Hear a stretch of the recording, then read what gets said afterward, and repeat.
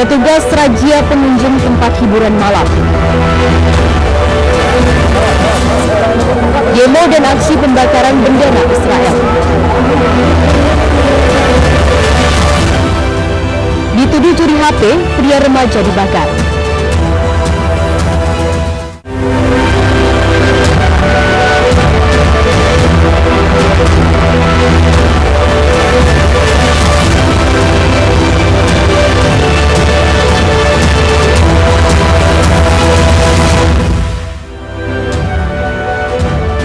Selamat pagi pemirsa, Aidil Sumut kembali menyapa Anda. Selain 3 informasi utama tadi, kami hadirkan beragam informasi dari wilayah Sumatera Utara selama 30 menit. Bersama saya Maria Laura Puja, inilah informasi pertama.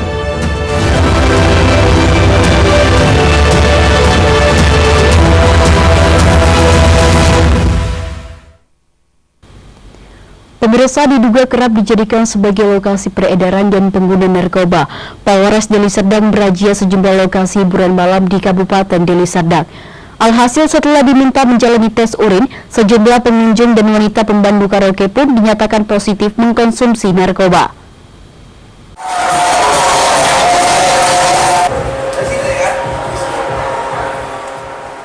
Beginilah suasana saat polisi Polres Deli Serdang melakukan razia di 2 tempat hiburan malam di Kabupaten Deli Serdang, Sumatera Utara, di diskotik Deli Indah di Kecamatan Pagar Merbau dan Valentine Karaoke di Kecamatan Beringin.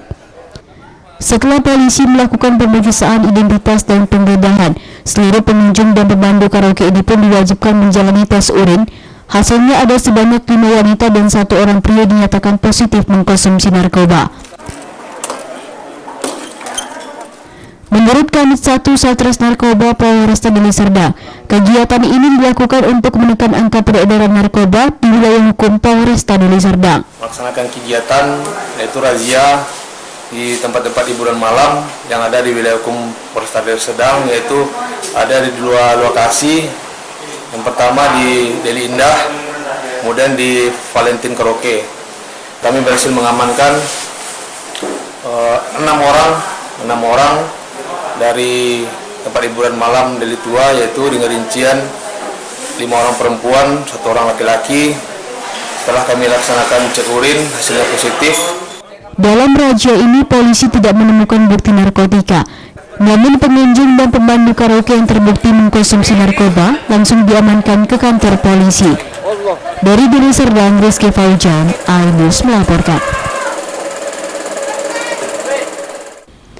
Pemirsa, Polres Padang Sidempuan, Sumatera Utara berhasil menggagalkan peredaran narkotika jenis ganja kering siap edar dengan berat mencapai 2 kg. Petugas juga berhasil menangkap 2 orang pria yang sedang melakukan jual beli barang haram ini. Cukup. Kau diam aja. Mana? 2 orang pria yakni MS 40 tahun dan MA 22 tahun ditangkap polisi Polres Padang Sidempuan saat berada di tepi Jalan Empu Sarudat, Kelurahan Mutahin Baru, Kota Padang Sidempuan, Sumatera Utara. Bahkan saat penggeledahan, petugas menemukan 1 kg narkotika jenis ganja kering disimpan tersangka di sepeda motornya. Bahkan saat petugas melakukan pengembangan di kediaman tersangka MS, petugas juga kembali mengamankan barang bukti narkoba jenis ganja seberat 1 kg. Hingga total barang bukti yang berhasil disita mencapai 2 kg. Para tersangka mengaku barang haram ini dibelinya dari Kabupaten Mandailing Natal dengan harga Rp700.000 per kilogramnya. Para tersangka mengaku terlibat peredaran narkotika jenis ganja selama 4 bulan terakhir lantaran terhimpit kebutuhan ekonomi. 2 orang laki-laki dewasa dengan inisial NS dan M sedang transaksi berupa ganja, dan selanjutnya kita kembangkan lagi untuk keberadaan daripada ganja tersebut. Jadi menurut pengakuannya bahwa tersangka telah terlibat dalam hal jual beli ganja, yaitu selama 4 bulan. Guna mempertanggungjawabkan perbuatannya, para pelaku kini mendekam di balik jeruji besi Polres Padang Sidempuan. Sementara petugas masih berusaha mengungkap jaringan peredaran narkotika ini. Dari Padang Sidempuan, Indra Mulia Siagian, iNews melaporkan.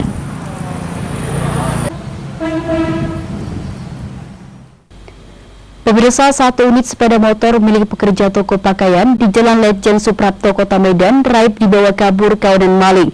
Untuk mengelabui korban saat beraksi, pelaku menggunakan helm ojek online.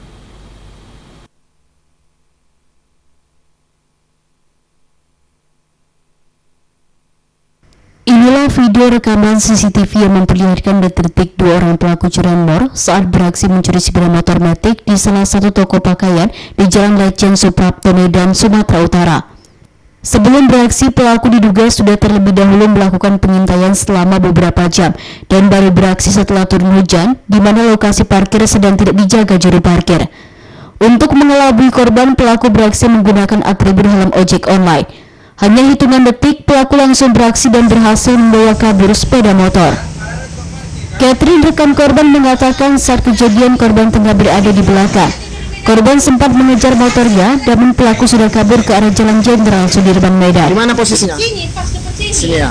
Makanya aku nampak dari situ ke arah sana. Karena keretanya temannya yang itu di sana.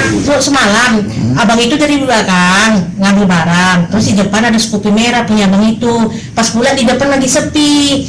Biasanya ada wak depan lagi makan. Rupanya datanglah apa namanya dari CCTV itu, nampak tuh orang yang pakai Gojek ya, helm Gojek, langsung diambilnya pas stang itu kereta itu langsung dibawa lagi ke arah Suprapto sana. Berapa orang nggak dari CCTV itu? Dua orang, satu ngapain kereta, satu lagi ngambil keretanya teman saya. Jadi pekerja korban? Korban pekerja sini juga. Pas kejadian itu lagi hujan nggak? Kurang tahu posisinya di sini. Masih hujan katanya. Kondisi hujan ya?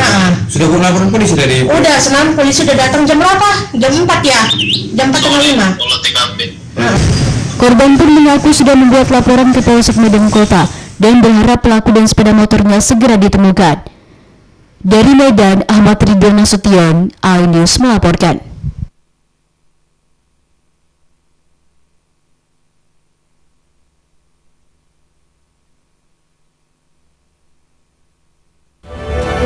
Pemirsa, sindikat curanmor dibekuk polisi. Tetaplah bersama kami.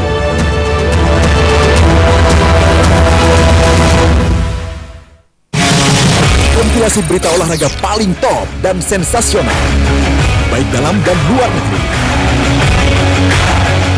Kamu menyaksikan Top Sport bersama saya, dan juga Ramai.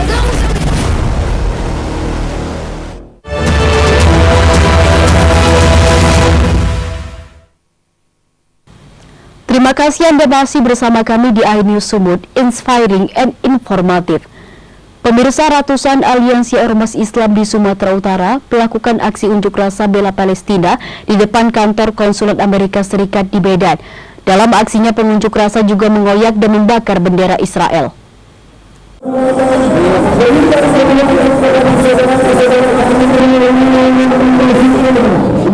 Ratusan umat muslim dari berbagai aliansi ormas Islam di Sumatera Utara melakukan orasi di depan kantor konsulat Amerika Serikat Jalan MT Haryono, Medan. Dalam orasinya, umat muslim meminta kepada Amerika Serikat yang merupakan anggota tetap Dewan Keamanan Perserikatan Bangsa-Bangsa PBB untuk merekomendasikan agar perang Palestina-Israel dihentikan. Masa juga mengecam aksi Israel yang sudah membombardir Palestina dan menewaskan ribuan orang anak-anak dan perempuan yang tak bersalah. Negara-negara besar di dunia ini juga diminta untuk memberikan hak-hak dan kemerdekaan bagi masyarakat Palestina dan menyetop Israel untuk merebut tanah Palestina. Ini bagian dari cara kita untuk mengekspresikan pertama bahwa hari ini di Palestina ini bukan peristiwa yang bisa negara-negara besar harus segera memberikan hak bagi masyarakat dan bangsa Palestina. Kemudian yang kedua, dan karya yang terjadi bagi warga dan bangsa Palestina di luar batas pri kemanusiaan yang bisa ditolerir. Karena kasus saja yang salah satu orang saja seluruhnya seolah-olah situasi badan perempuan yang menjadi korban dari seluruh Israel dianggap seperti sesuatu yang seluruh Dewan Keamanan kami konferensi internasional sikap bagi kemerdekaan Palestina sudah meminta agar Israel menyelesaikan seluruh kegiatan mengambil hak-hak tanah Palestina. Palestina, Israel tetap saja dengan sikap arogannya seolah-olah bahwa mereka lah yang paling berhak atas tanah Palestina. Tanah bakar. Sebagai bentuk pengecaman terhadap aksi pembantaian dilakukan Israel, pengunjuk rasa pun mengoyak bendera Israel dan membakarnya tepat di depan kantor konsulat Amerika Serikat di Medan. Setelah berorasi selama 1 jam lebih, tak satupun perwakilan dari konsulat Amerika Serikat menemui pengunjuk rasa. Dari Medan, Ahmad Tribun Nasution, iNews melaporkan. Pemirsa, Satuan Reserse Kriminal Polres Tapanuli Utara berhasil menangkap kedua pelaku pencurian kendaraan bermotor di Kabupaten Tapanuli Utara. Keduanya ditangkap di 2 lokasi berbeda di Kabupaten Tapanuli Utara.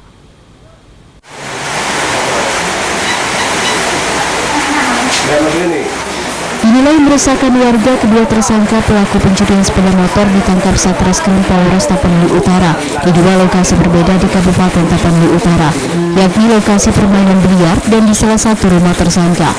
Penangkapan keduanya berawal pada tanggal 19 Oktober 2023, di mana tersangka MN melakukan pencurian sepeda motor dengan nomor polisi BK 2541 AKG di Desa Sirajang Hutagaling, Kecamatan Siatas Barita.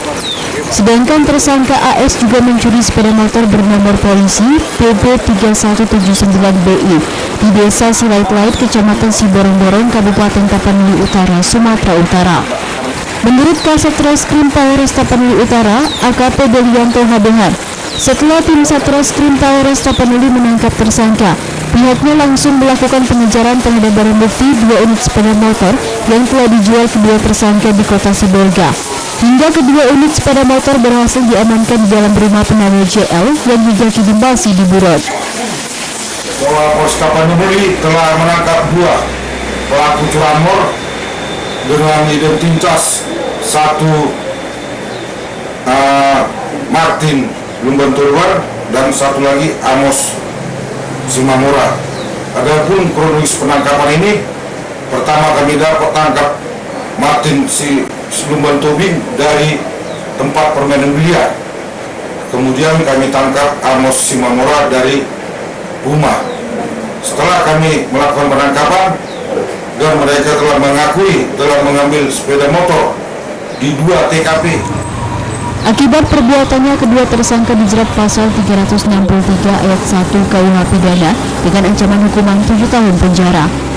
Dari Kabupaten Tapanuli Utara, Aris Fernando Manalu, iNews melaporkan.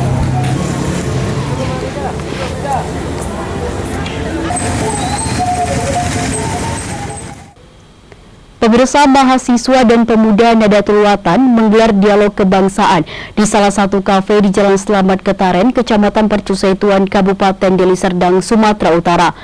Kegiatan ini digelar sebagai bentuk komitmen mahasiswa dan pemuda Nadatul Watan yang siap berperan mewujudkan pemilu aman dan damai di tahun 2024 mendatang.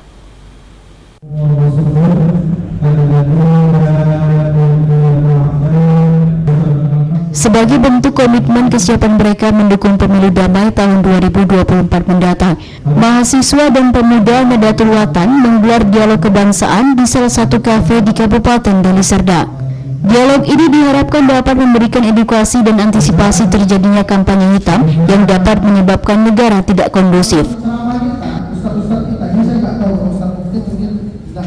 Kegiatan dialog ini diinisiasi oleh Ketua Pengurus Wilayah Nadatul Watan Sumatera Utara Muhammad Iqbal Daulay dan juga dihadiri Ketua PW Himma NW Sumut Syarul Mukti Tanjung dan Sekretarisnya Yasir, Guru Besar Ilmu Ushul Fikih UIN Sumatera Utara Ansyari Yamama serta puluhan mahasiswa.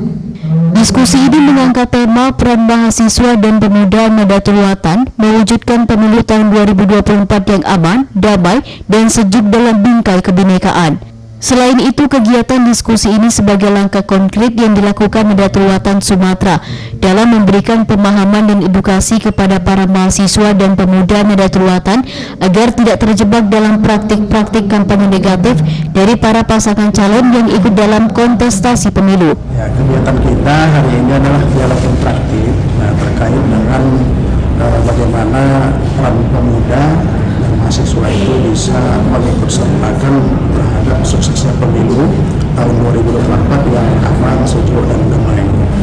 Dan kita khawatir juga bagaimana kasus perpolitikan pada tahun 2019 ini terulang, di mana antara pendukung yang saling serang menyerang, khususnya juga dengan pemberitaan lewat isu-isu yang memiliki seperti kampanye negatif begitu kan.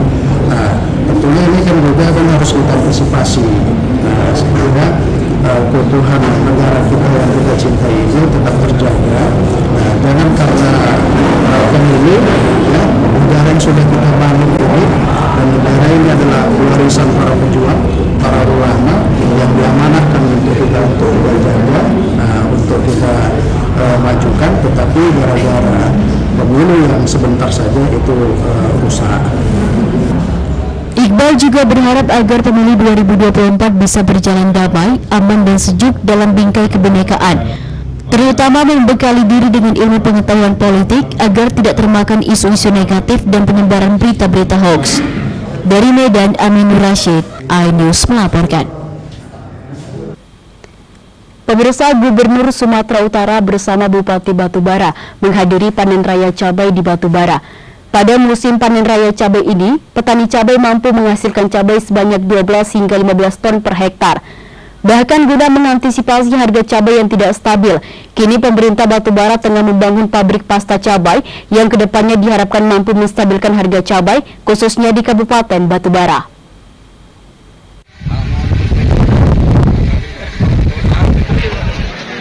Kabupaten Batubara merupakan daerah produksi cabai merah terbesar nomor 2 di Sumatera Utara dengan luas lahan sebanyak 632,52 hektar. Di masa panen, puncaknya Kabupaten Batubara mampu menghasilkan produksi cabai sebanyak 40 hingga 50 ton per hari yang selanjutnya dipasarkan di wilayah Batubara dan luar kota kabupaten diantaranya Medan, Pekanbaru, Riau, Padang, dan Batam. Sebagai tanda penghormatan kepada tamu agung, Bupati Batubara Zahir juga mengenakan kain songket dan tanjak khas Melayu Batubara. Pada panen raya kali ini, PJ Gubsu Hasanuddin bersama Bupati Batubara Zahir turun langsung ke kawasan sentra cabai untuk memetik hasil panen raya cabai merah, tepatnya di Desa Lubuk Cuik, Kecamatan 50, Pesisir Batubara. Tidak hanya itu, pemerintah Provinsi Sumatera Utara juga memberikan bantuan budidaya cabai kepada petani cabai Batubara, diantaranya 16.000 kg pupuk organik, 100 saset bibit cabai, dan 200 gulung mulsa dan hand sprayer elektrik. Baik, terima kasih. Silakan masing-masing izin Bapak Gubernur. PJ Gubsu Hasanuddin mengatakan sejak Januari hingga September 2023 produksi cabai di Batubara sekitar 146.000 ton dan kebutuhan cabai di Batubara sekitar 100 ton dan hasilnya surplus sebanyak 40.000 ton. Saya memang dengan biasanya kalau dari panen dengan banyaknya pasokan harga akan berpengaruh. Namun demikian kita akan intervensi di tingkat pasar, bekas penyaluran dan lain sebagainya sehingga tidak langsung berdampak pada petani kita. Nah, di samping itu tadi saya laporkan oleh Pak Bupati, kita siapkan dengan hilirisasi dengan menyiapkan salah satu pabrik pasta cabai. Ini suatu hal yang bagus sehingga produksi tinggi kita tetap bisa memelihara kebutuhan dan pangsa pasar. Sementara itu Bupati Batubara Zahir mengatakan guna menstabilkan harga cabai, pemerintah Batubara kini tengah membangun pabrik pasta cabai di Desa Bulan-Bulan dan ditargetkan selesai pada akhir tahun. Karena kalau cabai ini nggak produksi lagi, inflasi, pabrik pasta cabai tahun ini selesai. Dan tadi saya sudah usulkan dengan Pak Gop supaya dibangun jalan itu, jalan irigasi. Iya, mantap Pak. Ya, kan? Nah, gitu Pak. Karena Gitu itu Pak. ingin sama ibu-ibu. Iyalah. Dari Batubara, Fadli Pelka, iNews melaporkan.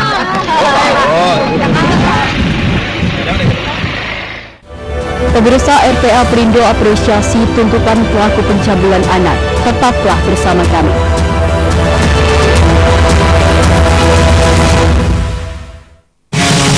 Kompilasi berita olahraga paling top dan sensasional, baik dalam dan luar negeri. Menyaksikan Top Sport bersama saya, dan juga Karawai.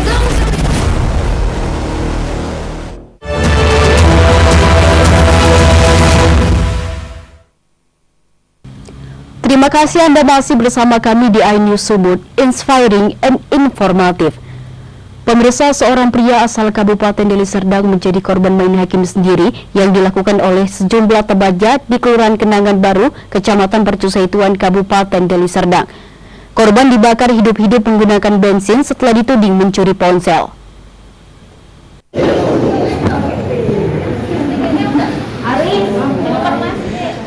Beginilah kondisi korban saat dibawa ke rumah sakit. Korban diketahui bernama Denny, 25 tahun, warga Jalan Perkutut Raya, Kelurahan Kenangan Baru, Kecamatan Percusaituan, Kabupaten Deli Serdang. Korban kini menderita luka bakar di sekujur tubuh dan kini dirawat medis di Rumah Sakit Mitra Sejati di Kota Medan. Informasi yang dihimpun, peristiwa main hakim sendiri itu terjadi sekira pukul 13.00 waktu Indonesia Barat. Saat itu, Denny, korban tengah berada di rumah temannya di kawasan Jalan Pipit 7, Kecamatan Percusaituan.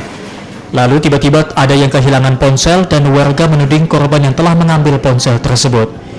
Diduga teman-teman korban yang kesal membeli bensin lalu membakar korban. Sejumlah warga di sekitar lokasi yang mengetahui adanya aksi main hakim sendiri ini pun menyelamatkan korban dan membawanya ke rumah sakit terdekat sebelum dirujuk ke Rumah Sakit Mitra Sejati Medan. Ya, kita belum tahu, kurang pasti mas. Cuma katanya ada unsur pencurian, cuman kita cerita kronologisnya belum berani cerita kita. Nah, memang masyarakat dalam cerita berbeda-beda gitu. Si korban itu dituduh mencuri? Dituduh mencuri katanya. Mencuri apa Pak? Katanya HP katanya. Nah, terus kemudian yang bakar? Yang bakar temannya sendiri katanya. Kalau kondisi korban sendiri saat ini gimana? Kondisi korban saat ini terakhir yang saya ketahui dirujuk ke Rumah Sakit Mitra Sejati. Di daerah Mandala, Kecamatan Percusaituan yang menimpa saudara Devi. Korban saat ini masih dalam perawatan dokter. Korban menderita luka bakar akibat terbakar dengan disiram bensin. Untuk kejadiannya, yang melakukan ini sudah dilakukan pengejaran terhadap 2 orang, sudah kami tetapkan sebagai tersangka. Saat ini penanganannya ditangani oleh unit reskrim Polsek Percusaituan. Pasca peristiwa main hakim sendiri, unit reskrim kepolisian sektor Percusaituan telah memeriksa sejumlah saksi di lokasi kejadian. Kasus ini masih dalam proses penyelidikan dan polisi masih memburu para pelaku. Sementara kondisi korban Denny saat ini belum sadarkan diri dan masih dalam perawatan medis secara intensif di Rumah Sakit Mitra Sejati Medan. Dari Deli Serdang, Adi Palapaharahap, iNews melaporkan. Pemirsa, relawan perempuan dan anak atau RPA Perindo Medan mengapresiasi tuntutan hukum yang diberikan jaksa di Pengadilan Negeri Deli Serdang di Labuhan Deli selama 12 tahun kepada terdakwa pencabulan anak di bawah umur yang dilakukan oleh paman kandung korban. RPA Perindo berkomitmen akan terus mengawal persidangan hingga terdakwa divonis hukuman maksimal dan hak-hak korban didapatkan. Saya sangat mengapresiasi Relawan perempuan dan anak atau RPA Perindo Medan menyampaikan apresiasi terhadap Jaksa Penuntut Umum Cabang Kejaksaan Negeri Deli Serdang yang memberikan tuntutan 12 tahun penjara terhadap pelaku pencabulan anak di bawah umur dengan tersangka paman korban sendiri. Kehadiran RPA Perindo Medan ini pun mendapat sambutan hangat dari Kasubsi Intel dan Kasipidum Cabang Kejaksaan Negeri Deli Serdang. Sementara dalam persidangan dengan agenda pembacaan tuntutan yang digelar secara tertutup karena korban merupakan anak di bawah umur, JPU menuntut terdakwa AS dengan hukuman penjara selama 12 tahun dan denda 60 juta rupiah, subsidiar 6 bulan kurungan. Menurut Kasubsi Impol Cap Jari Deli Serdang Martin Pardede, terdakwa dijerat pasal 76 Junto, pasal 82 ayat 2 Undang-Undang RI nomor 17 tahun 2016 tentang penetapan Perpu nomor 1 tahun 2016 tentang perubahan kedua atas Undang-Undang RI nomor 23 tahun 2002 tentang perlindungan anak menjadi undang-undang dengan pidana penjara paling singkat 5 tahun dan paling lama 15 tahun dan denda paling banyak 5 miliar. Dakwaan lebih subsidiar. Beliau menjatuhkan pidana terdakwa Aswi selama 12 tahun dan denda juga sebesar 60 juta subsidiar 6 bulan kurungan. Demikian tuntutan telah dibacakan pada hari Rabu kemarin tanggal 25 Oktober 2023 dan memberikan kabar yang sangat baik bagi masyarakat serta korban, mengobati luka hati dan juga masalah-masalah yang terjadi di masyarakat. Ini berharap mendapatkan efek jera di masyarakat dengan tidak meningkatnya kriminal ini. RPA Perindo akan terus memperjuangkan secara gigih dan kuat di masyarakat untuk tingkat korban kekerasan ini tanpa menyampaikan masalah kesejahteraannya. RPA Perindo juga berjanji akan terus melakukan pengawalan hingga kasus yang menimpa korban ini tuntas. Tidak hanya itu, RPA Perindo juga akan memperhatikan korban dan keluarganya termasuk kesejahteraan korban. Dari Medan, Yuda Bahar, iNews melaporkan. Pemirsa, kurang lebih 15.000 jiwa warga yang berasal dari 3 kecamatan di Nias Selatan harus bertanggung nyawa melintasi Sungai Masio yang cukup ekstrim dan berbahaya karena ketiadaan jembatan penyeberangan. Kondisi ini menurut warga sudah berlangsung selama puluhan tahun, namun hingga kini belum ada perhatian khusus dari pemerintah, baik pusat maupun daerah.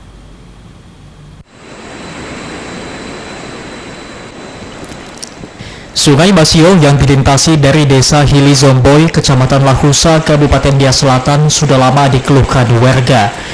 Sungai ini merupakan akses utama warga berjumlah 15.000 jiwa dari 3 kecamatan yakni Kecamatan Susua, Bazo, dan Ulu Susua. Sungai Masio yang cukup ekstrim dan berbahaya sering dilintasi masyarakat jika ingin ke pasar membeli kebutuhan-kebutuhan pokok. Derasnya arus sungai menjadi kekhawatiran masyarakat, namun tidak ada akses lain untuk dilintasi. Dari keterangan warga, Sungai Masio sering banjir sehingga mereka yang terdiri dari 3 kecamatan kerap terisolir karena harus menunggu seharian setelah surutnya banjir. Bahkan di Sungai Masio sebelumnya pernah menelan korban jiwa hanyut terbawa arus sungai. Ke Sungai Masio ini Pak sering banjir ya Pak ya? Sering Pak, sering. Ya, akses pertama ini Pak. Akses utama ya Pak ya? Berapa kecamatan yang menjadi akses daripada Sungai Masio ini Pak? Sekitar 3 kecamatan Pak, termasuk 4. Jadi Lahusa lagi ada di sini Pak. Ada ya? Ya, itu Lahusa ini juga ada di sini. Warga dari 3 kecamatan itu berapa jiwa dia Pak? Kira-kira Pak? Kira-kira Pak ada 15.000 Pak. Warga dari 3 kecamatan di Kabupaten Nias Selatan meminta kepada pemerintah Provinsi Sumatera Utara dan pemerintah pusat untuk mengatensikan pembangunan jembatan di Sungai Masio, sehingga warga terhindar dari ancaman bahaya di kala banjir dan aktivitas dapat berjalan maksimal untuk kesejahteraan masyarakat. Dari Kepulauan Nias, Iman Jaya Lase, iNews melaporkan.